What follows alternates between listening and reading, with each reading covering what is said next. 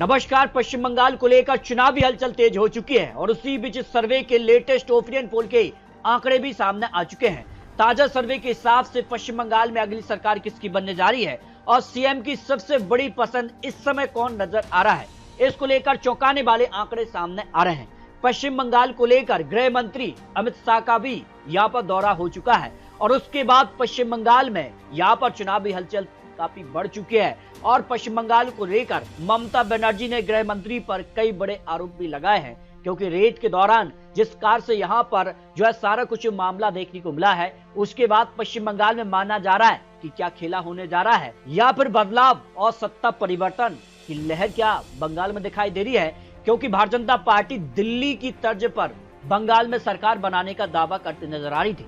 1993 में भारतीय जनता पार्टी दिल्ली में जीती, तो इसके बाद 2025 में चुनाव जीती है, यानी लंबे समय बाद भारतीय जनता पार्टी ने वापसी दिल्ली में की है। लेकिन बंगाल में अब तक भारतीय जनता पार्टी सरकार नहीं बना पाई है और बंगाल को लेकर इस बार चौंकाने वाले आंकड़े सामने आ रहे हैं। बंगाल को लेकर बात की 2021 में जो विधानसभा चुनाव हुआ था, तृणमूल कांग्रेस सबसे बड़ी पार्टी बनी, 215 सीटें। यहाँ पर बात की ममता बनर्जी की लगातार सीटों में इजाफा देखने को मिल रहा है। 2011 से 2021 तक का जो चुनाव सफर था उसमें सीटें बढ़ी हैं, घटी नहीं हैं। जबकि भारतीय जनता पार्टी 2021 से पहले 2016 में 3 सीटें थी, लेकिन 2021 चुनाव में 77 सीटें हासिल की हैं। और इसी आंकड़ों के आधार पर जिसका से माना जा रहा है कि क्या 2026 में खेला होने जा रहा है या फिर कुछ नए आंकड़े सामने आ रहे हैं। सीएम की सबसे बड़ी पसंद इस समय कौन नजर आ रहा है, जो ओपिनियन पोल के आंकड़े, लेटेस्ट ओपिनियन पोल के आंकड़े आपको दिखा रहे हैं। ममता बनर्जी को 35% लोग सीएम की सबसे बड़ी पसंद के तौर पर दिख रहे हैं।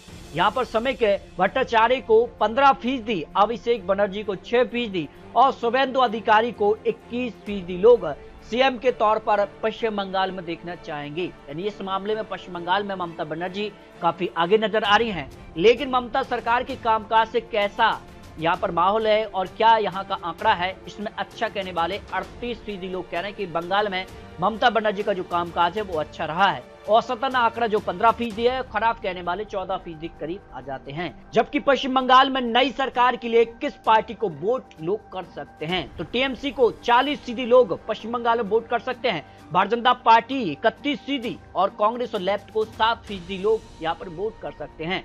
यानी इस मामले में ममता बनर्जी काफी आगे नजर आ रही है। लेकिन भारतीय जनता पार्टी जो रणनीति बना रही है, जिस आधार पर चुनाव की रणनीति तैयार की जा रही है और महिलाओं को लेकर बात की जा रही है कि इस बार महिलाओं को लेकर भी बंगाल को लेकर बड़े बड़े ऐलान होने जा रहे हैं। तो पश्चिम बंगाल में सत्ता में किसकी वापसी होगी, क्या कुछ आंकड़ा होगा, अपनी अपनी रणनीति अब शुरू हो चुकी है, क्योंकि ज्यादा वक्त बचा नहीं है और बहुत जल्द आपको पश्चिम बंगाल के एक एक जिले के आंकड़े आपको दिखाएंगे। आखिर ओपिनियन पोल के आंकड़ों में किस जिले में किसकी बढ़त देखने को मिल रही है। लेकिन पश्चिम बंगाल में सियासी हलचल बढ़ चुके हैं और माना जा रहा है कि पश्चिम बंगाल में जो चुनावी प्रचार है, चुनावी जो रणनीति है वो शुरू हो चुकी है। क्या भारतीय जनता पार्टी की वापसी होगी या फिर ममता बनर्जी खेला करने जा रही है, क्योंकि कांग्रेस पश्चिम बंगाल में केवल वोट काटने का काम करेगी, लेकिन सीधी टक्कर भारतीय जनता पार्टी और ममता बनर्जी के बीच होने जा रही है।